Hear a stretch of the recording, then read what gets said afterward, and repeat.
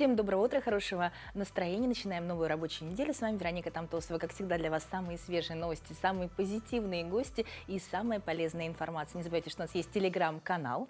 Для этого вам нужно просто на него подписаться. И 24 часа мы будем вместе с вами делиться только хорошими новостями и только полезной информацией. Сегодня, как всегда, сделаем зарядку, расскажем, что предсказывают гости, поговорим о том, пенсионеры каким образом имеют право на проезд, как его реализовать, да, чтобы наши пенсионеры прям путешествовали по миру.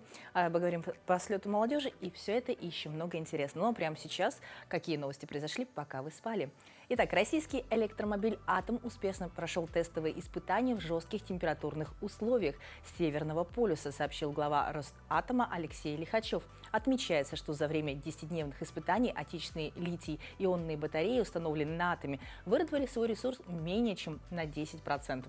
Ну где еще испытывать, как не на крайнем полюсе, если есть такая уникальная возможность.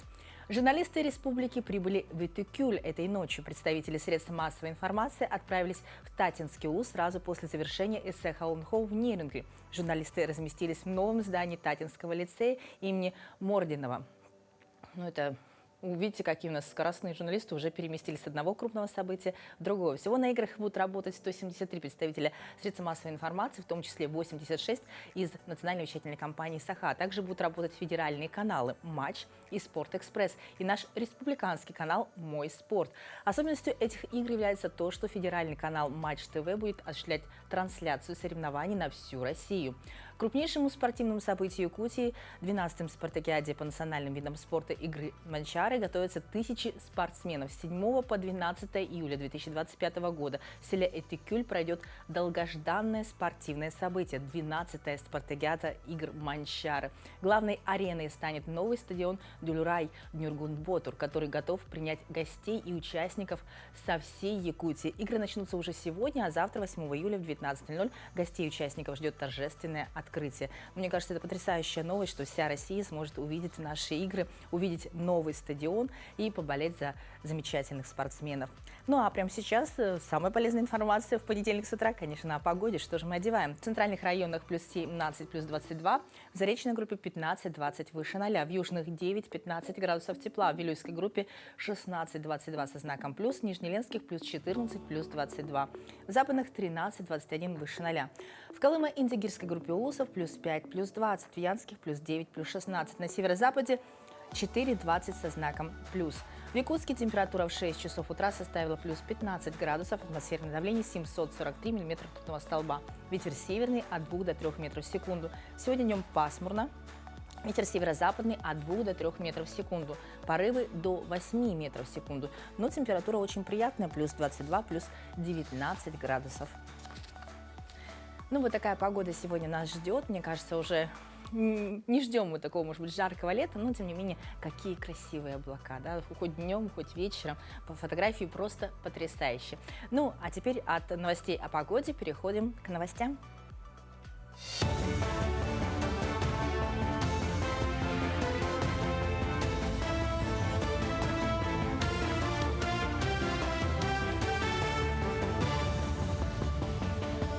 Доброе утро, Якутия. Далее блок новостей. В России заработал закон об уголовной ответственности для дроперов. Меры ответственности предусмотрены для лиц, содействующих мошенникам в выводе похищенных денежных средств. Так, до 3 лет лишения свободы будет грозить клиенту банка, передавшему из корыстных побуждений свою карту или доступ к счету другому лицу или совершившему неправомерные операции по его указанию. Вплоть до 6 лет лишения свободы со штрафом может быть назначено за приобретение из корыстных побуждений чужой карты или доступа к счету другого лица. Их дальнейшую передачу, осуществление неправомерных операций с ними. На руднике «Интернациональный» завершены ремонтные работы на 6-м горизонте, расположенном на глубине 380 метров. В ходе ремонта обновлены несущие конструкции, бетонные основания, заменены основные узлы вагонообмена. Ограждение ствола возле клетки, подъемные устройства, площадки, стволовые двери и канатный толкатель. 6-й горизонт используется для транспортировки материалов и руды на поверхность. Проведенный ремонт обеспечит безопасную работу горняков в подземных условиях. Было принято решение о замене оборудования и ремонте горной выработки в связи с тем, что здесь сложные горно-технические условия. В рамках образовательной программы 8-го Якутского кинофестиваля прошла лекция членов киностудий из Екатеринбурга. Темой их выступления стал опыт выхода кинокомпании в федеральный прокат. Так, начиная с 2000-х годов рекламной кампании они постепенно перешли на производство короткометражных, а после и полнометражных фильмов и сериалов. Одними из картин, вышедших в кинотеатрах по всей стране, стали «Далекие, близкие», «Легенды наших предков» и фильм «Пришелец». Они отметили, что успешность кинокартины зависит от множества факторов. От съемочного состава до подбора музыки. Немаловажными являются и коллаборации разных студий. Мне кажется, все ребята, кто снимает в регионах, в разных регионах нашей страны, они считают якутское кино феноменом, чем-то ярким, классным, очень масштабным. Это действительно так, потому что мы вот сидим на Урале, и мы равняемся и вдохновляемся якутским кино и якутским опытом в первую очередь. Сам тот факт, что на такое количество людей приходится такое количество кинематографистов, талантливых кинематографистов, приходится такое количество фестивальных наград, режиссеров, ярких фильмов, которые собирают большой прокат. Это очень здорово, это прямо, поражает воображение. 2025 год отмечен юбилейными датами. Это 80 лет Великой Победы, 50 лет городу Нерюнгри и 100 лет выдающемуся политическому деятелю Гавриилу Чиряеву. В Южной Якутии прошли мероприятия, посвященные памяти первого секретаря Якутского обкома, который 17 лет стоял во главе нашей республики и внес значимый вклад в освоение и развитие Нерюнгринского района. Это человек, который действительно создал новые города. Это не только Нерюнгри, это Удачный и так далее. Человек, который поднял на высочайший уровень экономику нашей страны. И по темпам развития Якутия в стране занимала первое место. Но мы продолжаем делиться полезной информацией. Итак, неработающие пенсионеры, проживающие в районах Крайнего Севера и приравненных к ним местностях, имеют право на компенсацию стоимости проезда к месту отдыха и обратно один раз в 2 года. Подробно, как оформить компенсацию расходов на проезд и избежать возможных проблем, нам расскажет Сардаана Слепцова, главный специалист клиентской службы Центра «Мои документы». Доброе утро, Сардаана. Доброе утро. Очень такая животрепещущая тема, потому что пенсионеров становится больше, и они становятся более активны. Итак, кто может обратиться за получением компенсации? За получением компенсации может обратиться неработающий пенсионер, получающий страховую пенсию по старости или инвалидности, проживающий в районах Крайнего Севера или приравненных к ним местностях. Угу. Как часто можно получать компенсацию стоимости? Тут вроде раз в 2 года, так же как проезд, да? Да, раз в 2 года. Тут получается, если пенсионер право использовал в 2024 году последний раз, то у него возникает право уже с 1 января 2026 года. Можно заявление подать по месту нахождения пенсионного отдела через МФЦ, клиентскую службу Социального фонда России, а также через электронный портал госуслуг. Для этого нужно быть прописанным на территории Крайнего Севера, получается? Да, верно. Угу. Какие документы нужно будет собрать? Получается, тут у нас есть 2 способа для компенсации. Первый способ – это у нас предоставление талонов для приобретения авиабилетов эконом-класса, либо же предоставление получения талонов на приобретение ЖД-транспорта плацкарт. Это у нас получается, заранее предоставляем мы талоны для приобретения. Также второй способ – это уже когда сам пенсионер приехал и уже возмещает фактически произведенные расходы. Тут уже можно будет использовать авиабилеты, можно будет ЖД-транспорт, водный транспорт, автомобильный транспорт. И тут же будут различаться, какие документы он предоставляет. Может подойти представитель по простой доверенности или нотариальной, или, конечно, сам пенсионер. Если подходит сам пенсионер, он предоставляет свой паспорт. Если приходит представитель, то предоставляет доверенность и свой паспорт. Также тут идет уже от способа, да. Если обращается для приобретения талонов, то тут нужно будет указать с паспортом, получается, доверенностью от случая предоставить информацию, когда пенсионер планирует где и когда отдыхать. А если же он будет уже компенсировать стоимость, нужно будет предоставить проездные документы, справку о стоимости авиаперелета до границ, если пенсионер отдыхает за границей. Также, если он использовал проезд, ездил повышенным комфортом, то есть в купе ездил на железнодорожном транспорте, либо же бизнес-классом, то нужно будет предоставить справку о стоимости. Также, если пенсионер не сам приобретал авиабилеты, да, или другие билеты, нужно будет предоставить расписку о получении денежных средств от приобретавшего билеты, что пенсионер оплатил эти билеты. Ну, в принципе, вроде бы все просто. А расписка предоставляется в простом письменном виде, да? Да, верно, да.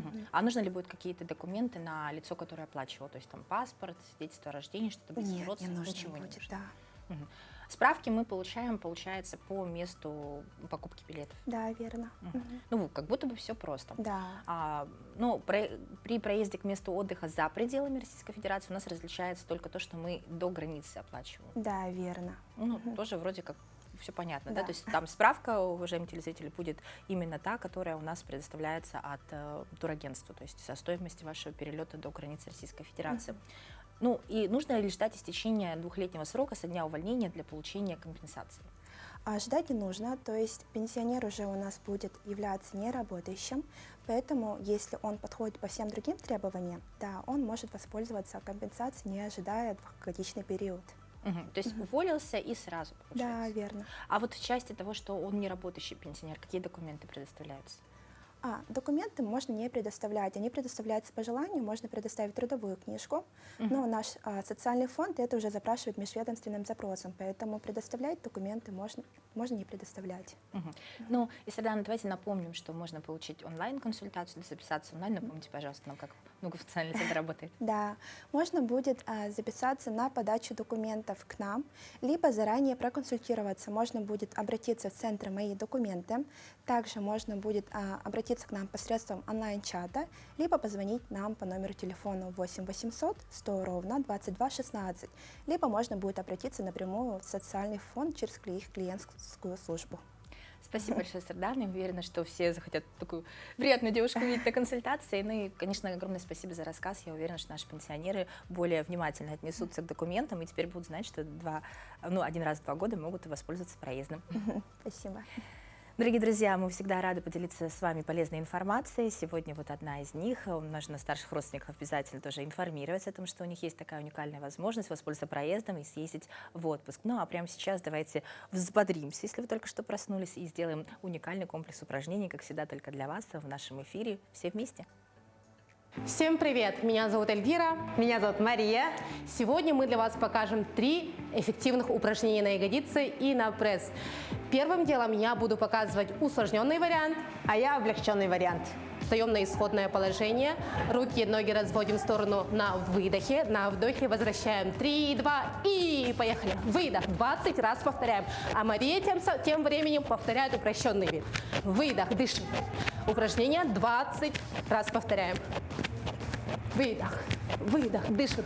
Молодцы, все повторяем, активнее.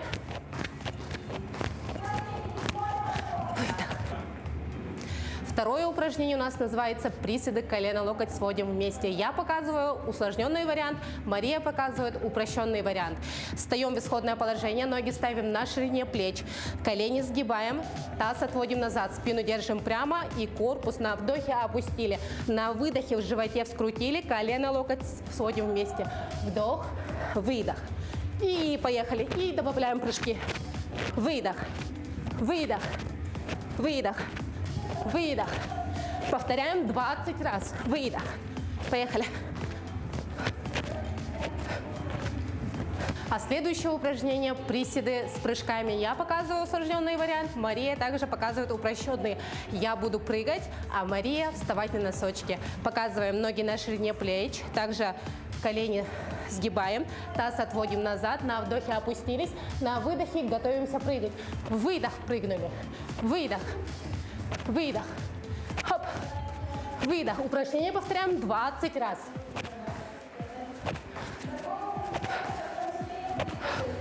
Выбираем нагрузку под себя, и эти упражнения мы делаем в 3 подхода по 20 повторений. Всем пока-пока. Всем пока! Всем доброго еще раз утра. Надеюсь, вы взбодрились вместе с нашими тренерами, сделали зарядку, подтянулись. Но если только что увидели, то тоже их настроение, я думаю, подняло и улыбнуло вас. Итак, прямо сейчас узнаем, чему же еще стоит удивляться и улыбаться, чем знаменателен день сегодняшний в нашей постоянной рубрике.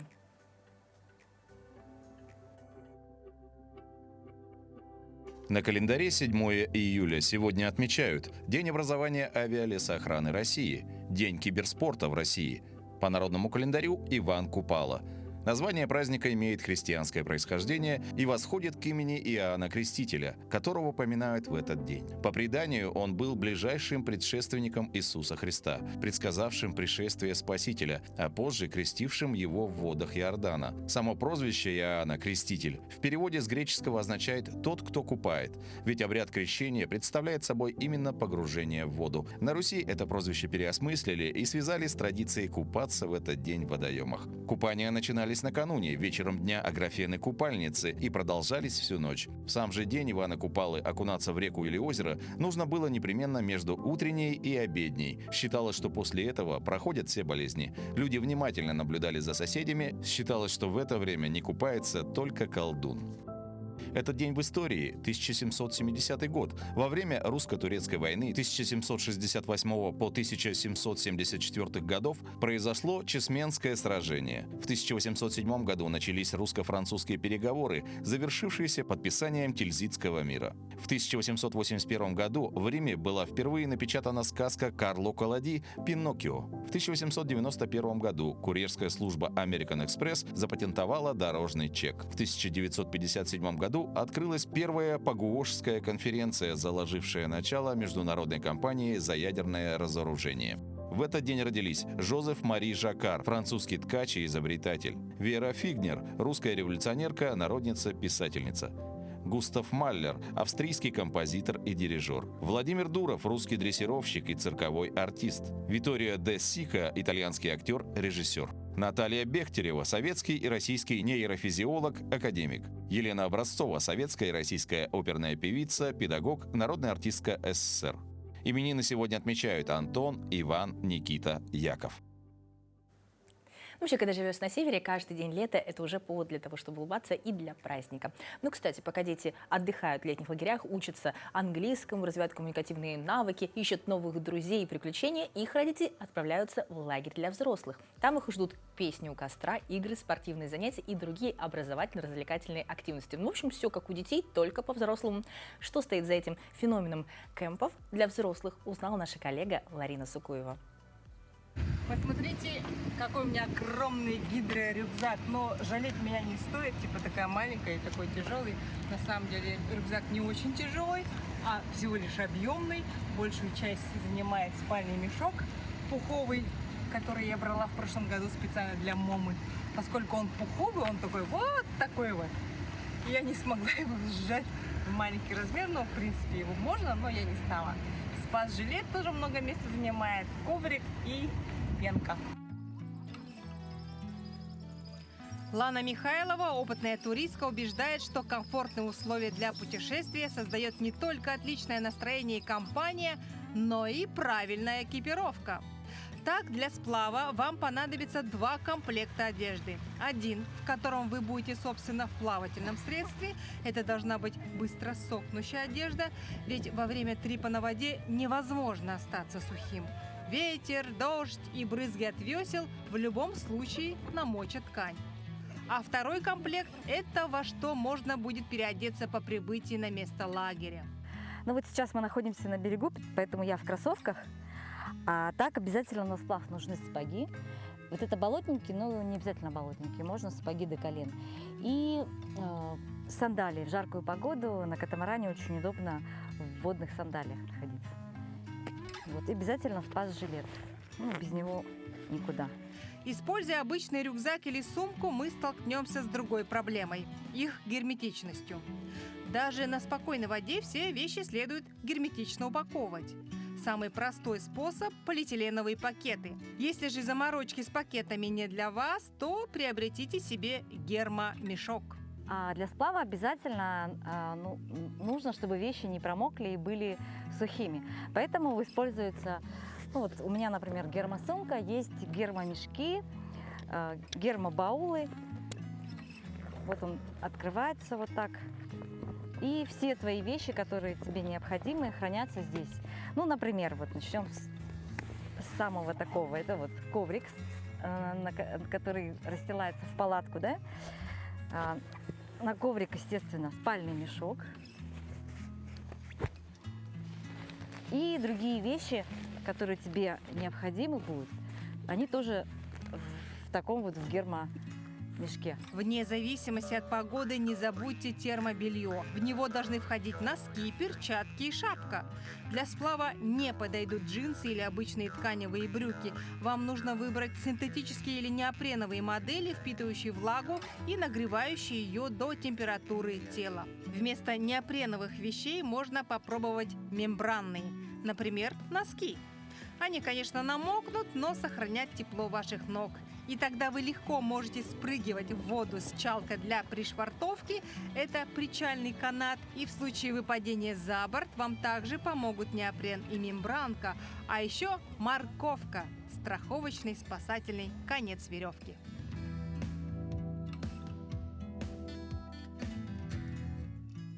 Увлекательное путешествие, очень интересно и взрослым, да и детям тоже на таком сплаве есть чем заняться. Но вообще у нас развивается детский отдых. Всероссийское движение детей и молодежи «Движение первых», созданное по инициативе руководства России для воспитания и организации досуга подросткового поколения, набирает свою популярность, принимает в свои ряды новых наставников и планирует увлекательную программу на лето. О работе Координационного совета Алекминского отделения «Движения первых» в материале Елены Фаст. Ну, узнаем, что же там в Алекминске планируют. Наверняка тоже очень интересно. 2 новых наставника приняты в движение первых. Кстати, это именно ее ребятишки так вдохновленно подпевали гимну на площади Победы.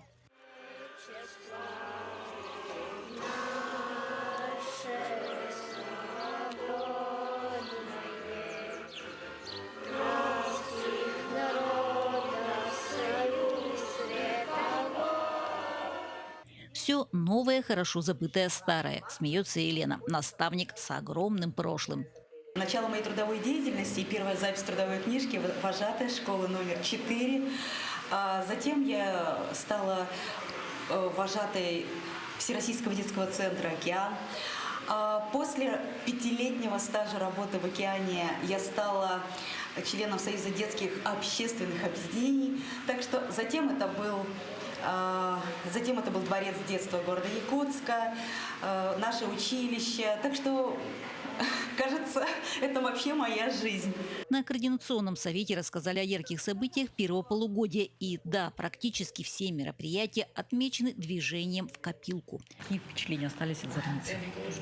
Очень яркие впечатления остались, потому что для нашего района, для нас это было что-то новое, потому что раньше мы на такие мероприятия не выезжали. И когда мы приехали, было столько эмоций, столько много детей, много знакомств. И вообще нам очень всем понравилось. Какие места удалось завоевать? У военкора Катенцевалера у меня 1 место, у политрука Кондратенко Егор у него тоже 1 место, и у нашего сапера Кузьмин Тимур у него 3 место. 6-е из 13 команд. Отличный результат для первого участия.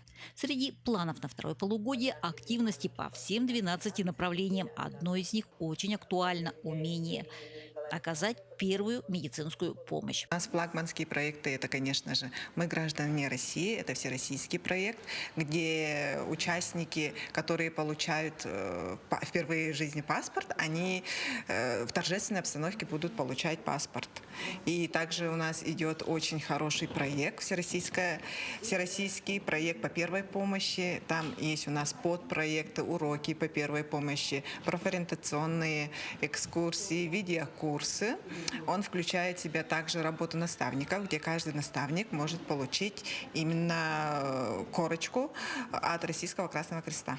Лето обещает быть ярким, а каникулы – насыщенными событиями. Елена Фаст, Максим Копылов, Алекминск. Ну, хорошее движение, я уверена, что они достигнут своих результатов по всей России, будем за их развитием наблюдать. Но сейчас переносимся в Подмосковье. Лес, студенты и дождь. В Подмосковье прошел традиционный туристический слет молодежного общественного движения «Айтал». Каждый год в начале лета якутские студенты центральных вузов собираются на маевку, чтобы подвести итоги учебного года в преддверии празднования эссэха. Как мероприятие прошло в этот раз, узнаем у Максима Кардозы.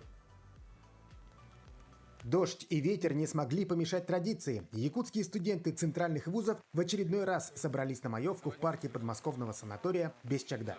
Миссия таких турслетов – это собрать ребят, которые только-только заканчивают, возможно, первый курс, кто-то уже заканчивает свою очередную сессию. И летом это вариант, возможность всем собраться вместе и, наконец-то, отметить завершение долгой учебы и в том числе объединиться в культурном плане. Будучи в Москве, находясь очень-очень далеко, постоянно хочется взаимодействовать с родной культурой, с родными друзьями и товарищами. Очень классно здесь собираться и приводить ребят из Москвы, с которыми я уже познакомился здесь, чтобы познакомить их с родной культурой, потому что путешествовать в Якутию — это очень трудозатратно порой, и здесь, в маленьком кусочке Якутии, очень классно проводить время. Мы сейчас будем проводить мастер-классы по готовке оладий. Мы будем готовить якутские национальные блюда. Не только мы якутских людей приглашаем, но еще и московских, из других регионов. И как бы внедряем наши якутские традиции, наш быт, культуру и показываем другим ребятам из других субъектов. Традиционно на слет приглашаются студенты из разных регионов. И этот год не стал исключением. Ребята из других городов с удовольствием знакомились с культурой народа Саха.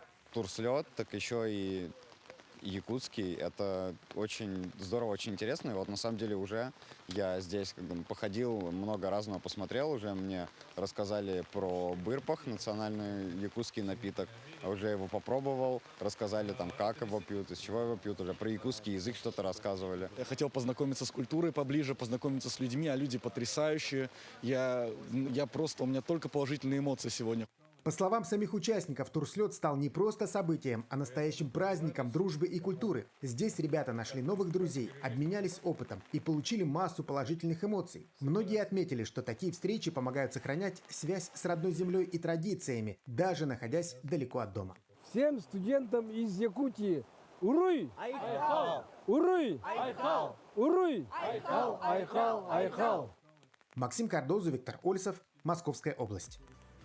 Ну, как не сказать уруй айхал с нашими студентами. И здорово, что они делятся нашей культурой со своими однокурсниками. Собраться, провести замечательный праздник, замечательный слет, вспомнить о том, что скоро национальный праздник. Ну, по-моему, очень классная традиция. Будем надеяться, что она будет развиваться. Ну, а прямо сейчас, дорогие друзья, хочется напомнить, что развитие новых технологий – это здорово. Оно помогает нам жить, упрощать любые процессы, но также появились и новые способы мошенничества, о которых нужно знать, помнить, что противоставить мошенникам. Узнаем прямо сейчас.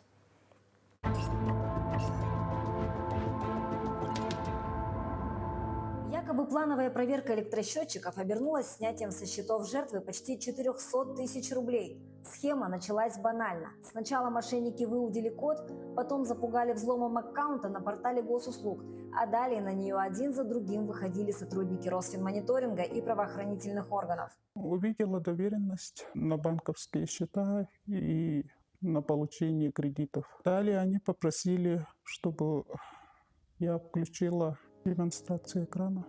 Я в тот момент была в растерянности. Попросили выйти из аккаунта и удалить личные кабинеты и заново скачать и зарегистрироваться. Я сделала, как они попросили. Далее они попросили удалить эту доверенность, чтобы никаких действий не было. Они так правдоподобно говорили. А вы раньше слышали о таких схемах? Что вот звонят, представляются сотрудниками? Слышала, но в такую ситуацию никогда не попадала. Пока женщина беспрекословно выполняла указания мошенников, они получили доступ к ее приложениям. А поскольку их в телефоне уже не было, уведомления о взломах не приходили. Все свои махинации мошенники смогли провернуть благодаря демонстрации экрана, на котором всплывали все входящие уведомления. Жертва не входила в свои приложения, не называла коды. Однако их напрямую видели аферисты. Во избежание подобной ситуации не стоит включать демонстрацию экрана при разговоре с незнакомыми людьми.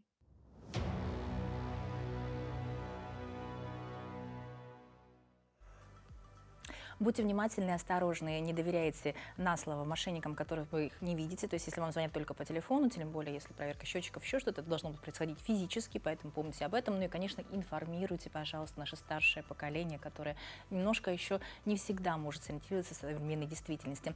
Ну а прямо сейчас продолжаем делиться полезной информацией, советы юриста и единое пособие. Как его получить? Доброе утро, Якутия!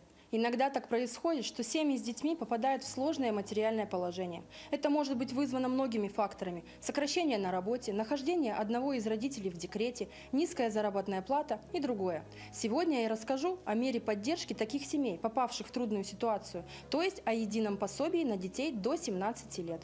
Рассчитывать на получение единого пособия могут все семьи с детьми и беременные женщины, вставшие на учет до 12 недель. При этом должен быть соблюден ряд условий. Во-первых, заявитель и дети должны являться гражданами России и постоянно проживать в Российской Федерации. Во-вторых, у всех членов семьи старше 18 лет за предшествующий расчетный период должен быть доход не менее 4 минимальных размеров оплаты труда. В-третьих, средний доход одного члена семьи должен составлять не более одного прожиточного минимума, установленного в регионе. В Республике Саха прожиточный минимум составляет 31 329 рублей и 26 241 рубль, соответственно, для первой и второй зоны проживания. В-четвертых, имущество, зарегистрированное за членами семьи, должно быть в пределах установленного перечня. Остановимся подробнее. Одновременно допускается владеть жилым помещением не более 24 квадратных метров на каждого члена семьи, частным домом любой площади, дачей, одним гаражом. Но если такая семья многодетная или в семье живет инвалид, то гаражей может быть несколько. Также допускается владеть земельными участками суммарной площадью не более 0,25 гектара в городе или 1 гектара в сельской местности, нежилым помещением, автомобилем, мотоциклом, 1 единицей самоходной техники, катером или моторной лодки младше 5 лет. В отношении автомобилей и мотоцикл правило такое же, как и для гаражей. Если семья многодетная или в семье есть инвалиды, то автомобили или мотоциклов может быть 2. Подать заявление на единое пособие в Социальный фонд России можно через электронный сервис госуслуги. Прикладывать документы нет необходимости, но при этом СФР может дополнительно запросить документы, например, подтверждающие ваш доход. В таком случае необходимо принести их в отделение лично в течение 10 дней. Также заявитель может подать заявление лично в отделении социального фонда. Размер пособия устанавливается заявителю в размере 50, 75 или 100% от прожиточного минимума в зависимости от нуждаемости семьи. На этом все. До новых встреч. И если не знаете, как поступить, поступайте всегда по закону. По-моему, отличный совет поступать по закону, ну и вообще отличная информация. То есть кратко, понятно. Помним, что через госуслуги многие услуги теперь можно получить легко и просто не выходя из дома. Поэтому пользуйтесь информацией, внимательно с ней знакомьтесь. Но прямо сейчас не менее полезная информация. Все мы любим слышать красивую, правильную речь. Как этого добиться? Ну, порой бывает сложно. Что-то забыли, что-то запамятовали, что-то вообще в школе не проходили. В этом нам всегда рада помочь наша постоянная рубрика «Говорим правильно». Доброе утро, дорогие телезрители!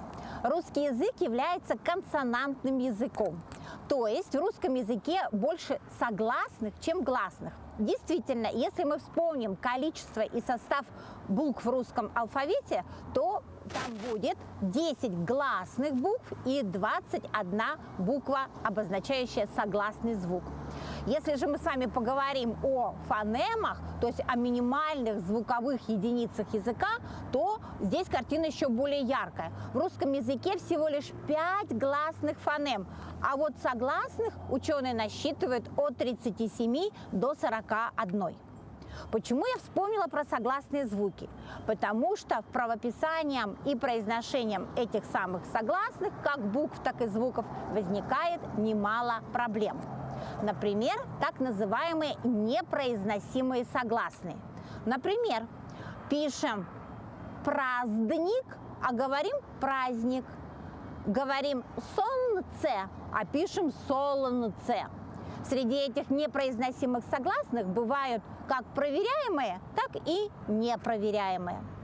Но еще есть так называемые псевдонепроизносимые согласные, когда кажется, что есть буква, а на самом деле ее нет. Например, в слове «ужасный». В русском языке нет слова «ужасть», поэтому «ужасный» пишется без всякой дополнительной буквы. Но есть примеры не только такие простые и проверяемые, как слово «ужасный», есть и слова посложнее. Например, слово «прецедент». Когда мы пишем это слово, так и хочется вставить лишнюю букву, но делать этого не стоит. А вот запомнить правильное написание этого слова очень даже можно и даже нужно. Это слово пришло в русский язык из французского языка, а во французский попало из латыни. Поэтому корни сложности написания этого слова надо искать в его происхождении. Давайте говорить правильно. Всего доброго! Спасибо, как всегда, за полезные советы. Очень интересно. Я уверена, что вспомнить правила, которые мы проходили в школе, это всегда актуально. Ну, а нашим детям еще полезнее. Ну, а прямо сейчас так началась рабочая неделя. Столько планов. Ну, может быть, звезды подскажут, как их хорошо реализовать. Ну, не, конечно, верить или не верить в гороскоп — дело каждого, но я думаю, что хорошим предсказаниям верить нужно обязательно, тем более по утрам.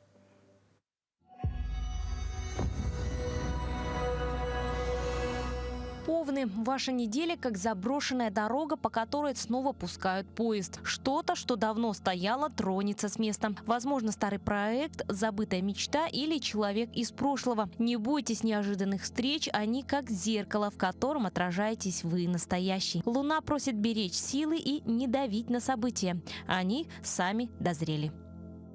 Тельцы, словно пахарь, вы будете медленно, но упорно прокладывать борозды. Венера шепчет о том, что пришло время разобраться в чувствах своих и чужих. Кто рядом из-за привычки, а кто по любви. Финансы требуют экономии, но это не бедность, а очищение. Избавьтесь от лишнего, и дышать станет легче. Близнецы, ваш ум на пике, идеи приходят как дождь, капля за каплей, но скоро все поле будет мокрое. Отличное время для переговоров, переписки, изучения языков, старых писем. Будет сильна тяга к общению, но будьте внимательны. Не каждое слово, сказанное вами, услышат правильно. Слушайте тишину между фразами, в ней вся правда. Раки, ваш сезон в разгаре, но вы чувствуете прилив и отлив эмоций, как и сама Луна. На этой неделе особое внимание к телу. Нежность, отдых, сон, вода. Близкие ждут вашей душевной теплоты, но не позволяйте им топтать вашу границу. Вас интуитивно тянет к правильным решениям. Доверьте себе, не спрашивая одобрения. Львы, вас заметят. Даже если вы просто прошли мимо, ваше сияние останется в воздухе. Неделя подходит для публичных выступлений, заявлений, праздников и смелых решений. Но не забудьте, звезда горит ярко, пока питается изнутри. Не расточайте энергию, не угождайте. Сила в искренности, улыбка без лести станет оружием. Девы, обычное становится важным. Неделя для мелочей. Разобрать почту, сменить пароль, пройти медосмотр. Занудство спасает от бед. Меркурий поможет в точности, особенно в рабочих делах и бытовых решениях. Во всем будет скрытый смысл. А в конце недели неожиданный разговор, после которого вы посмотрите на себя по-другому. Весы, вы снова балансируете между «да» и «нет», но неделя дает шанс сделать выбор, который долго откладывался. Не факт, что он будет легким, зато честным. Энергия Марса активизирует романтическую сторону. Вас заметят, вас захотят, вам напишут. Не обещайте больше, чем можете дать, но и не прячьте сердце из страха. Скорпионы, вас словно кто-то проверяет на прочность, на терпение, на правду. Это неделя очищения. Сатурн ставит задачи, как строгий учитель. А вы лучший ученик, если не начнете хитрить. Удача приходит в простом. Честная работа, чистый дом, настоящее слово. Сны будут говорить с вами ясным языком. Слушайте. Стрельцы, свобода будет рядом, как запах дождя до ливня. Вы все ближе к важному перелому. Смена маршрута, переезд, новая философия. Подумайте, что вы давно хотите сказать. Эта неделя дает силу произнести это. Вам вернут долг в прямом или образном смысле. Улыбка ребенка, запах хлеба, поездка за город. Все станет символом. Козероги, сдержанные, как зимняя река, вы на этой неделе будете неуловимы и мудры. Не бойтесь пауз, в них рождаются самые сильные идеи. Могут возникнуть вопросы к авторитетам, вы сами становитесь точкой опоры. Деньги приходят из неожиданных мест, главное не закрываться. Поддержка есть, просто вы не всегда ее замечаете. Водолеи, вы как будто вспоминаете, кто вы есть на самом деле. Словно из глубины всплывает образ, который давно был в тени. Вам захочется творить, нарушать, менять правила. И это хорошо. Позаботьтесь о деталях. У гения тоже должен быть план. Не обижайтесь, если вас не поняли. Вы опережаете время, как и всегда. Рыбы, сны становятся реальностью, а интуиция – голосом, которому нужно доверять. Но важно не потеряться в водовороте ощущений. Эта неделя как медленное течение. Вы не видите дна, но оно есть. Не гонитесь за впечатлениями, ищите глубину. Тепло придет от тех, от кого вы этого не ждали, особенно в конце недели.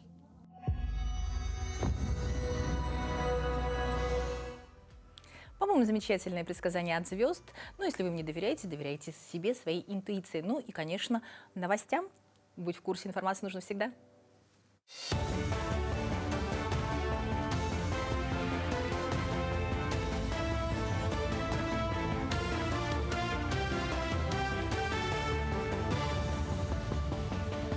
Мы продолжаем говорить о самых заметных событиях этого утра.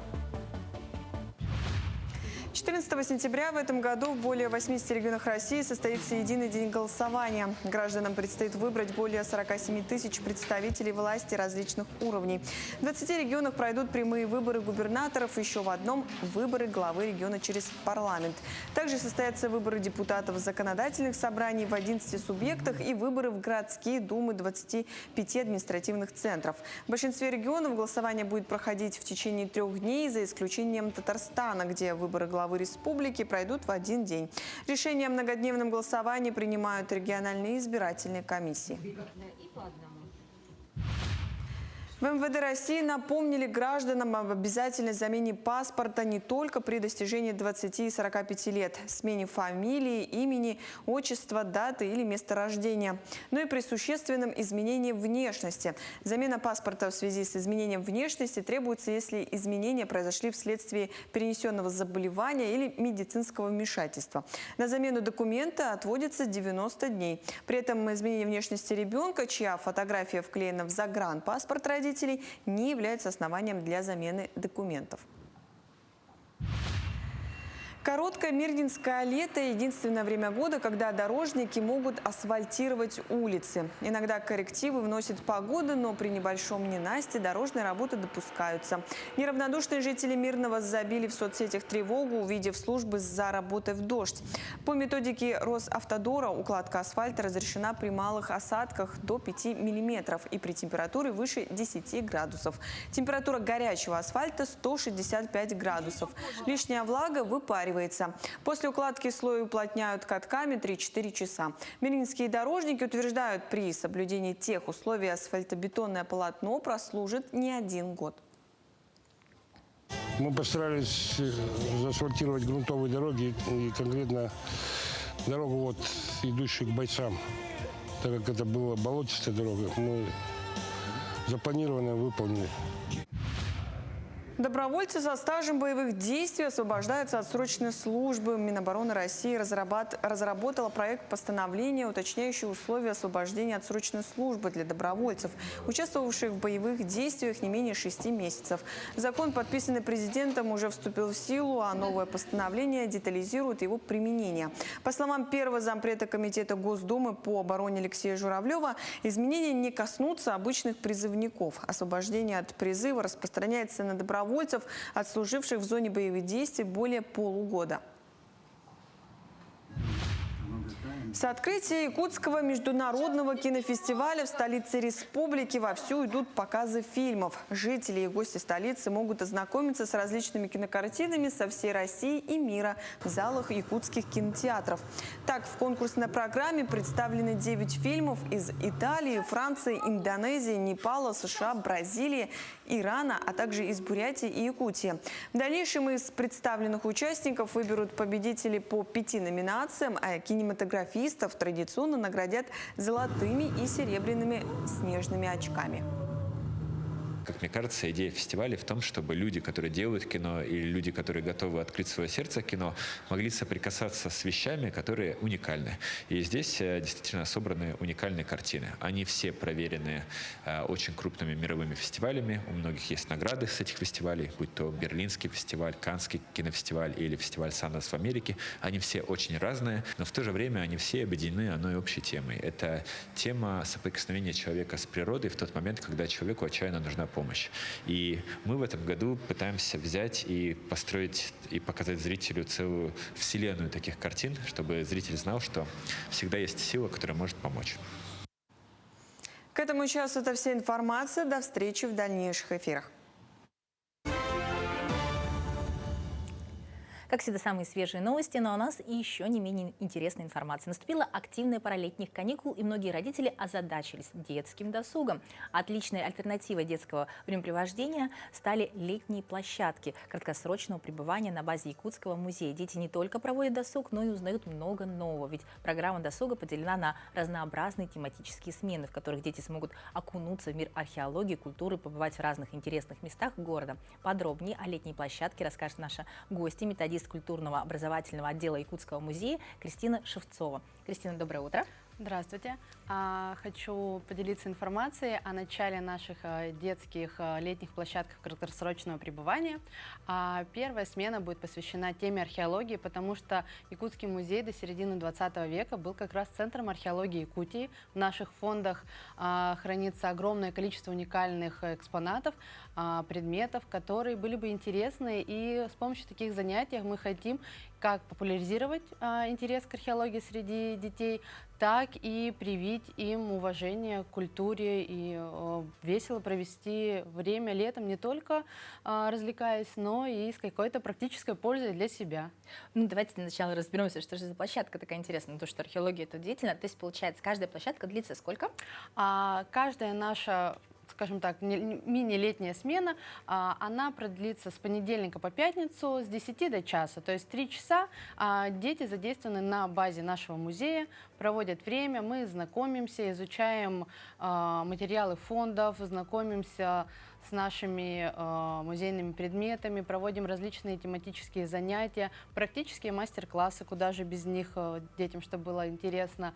И в конце смены такой нашей мини-подводим результаты, празднуем как-то полученные знания. Итог, да, чему научились. А сколько планируется вообще таких смен мини-площадок? Вообще такая мини-площадка будет работать в течение всего месяца.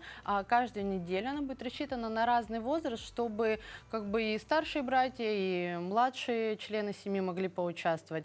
Принимаем в лагерь с 7 лет и получается, до 14. Ну, до 17, до 11 класса, вдруг кому-то интересно. Ну, в принципе, мы не возражаем.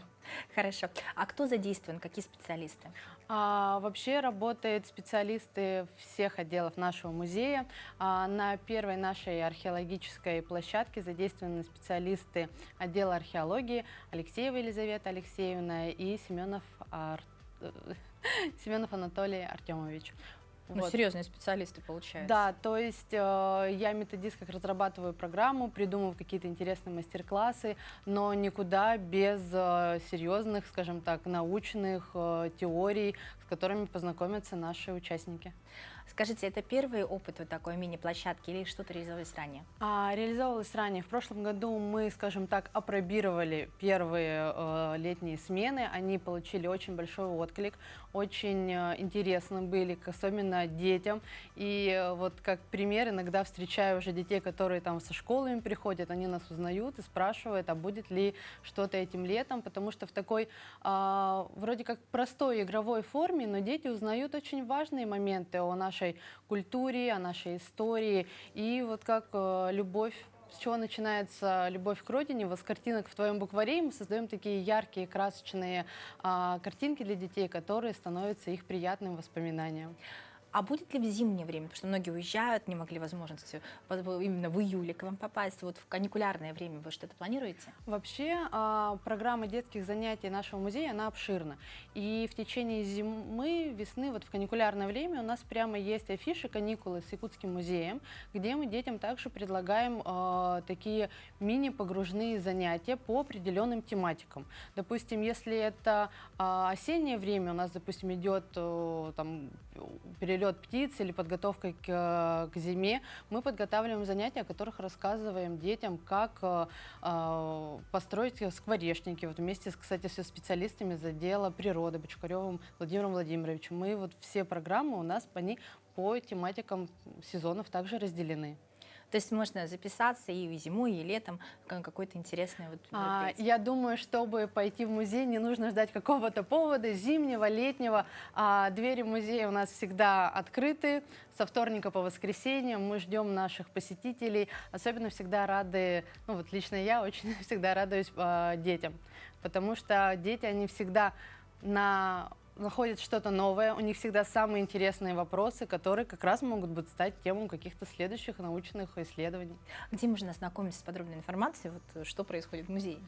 Вся подробная информация размещена у нас на сайте Якутского музея, и также у нас есть группа в Телеграме, где можно следить за новостями, подписываться на наши события, быть активным участником музейной жизни. Кристина, скажите, вы всегда любили ходить в музей с детства? Наверное, да. Любовь к музею у меня как-то с детства. Ну а где еще можно узнать все тайны своей истории и быть к ним и так близко? Ну, а где еще можно прикоснуться к предметам, которым несколько миллионов лет, тысячелетий? Это же очень сильно интересно, особенно детям. Ну, а есть ли какие-то уже такие, может быть, приоткроют там завесу тайны, какие-то планы вот грандиозные на сентябрь, например? На сентябрь, наверное, мы детям расскажем, куда ушли мамонты? Даже так. Ну, очень интересно. А экспозиция у нас как-то обновилась сейчас? В данный момент, ну, вот площадка детских занятий, она будет проходить в детской комнате Якутского музея, которая находится на первом этаже. У нас постоянно происходит смена выставок, экспозиций. В общем, надо прийти. Надо прийти и всегда посмотреть все своими глазами. Спасибо большое, Кристина. Очень подробный рассказ. Желаем успешной летней смены. Ну и, конечно, ждем с итогами, как все прошло и что будет следующим летом. Я думаю, следующим летом будет не только в июле, но и уже с июня. Да, ждем всех на Якутский музей. Проводите лето с пользой, проводите лето с нами. Обязательно. Спасибо большое за такую подробную информацию в нашем музее. Я уверена, что это всегда интересно. Если вы еще там не были последние несколько лет, впрочем, как и я, бываю там не так часто, заходите. Я думаю, для вас тоже будет интересно, а еще и лучше с детьми. Всем хорошего дня, отличного настроения.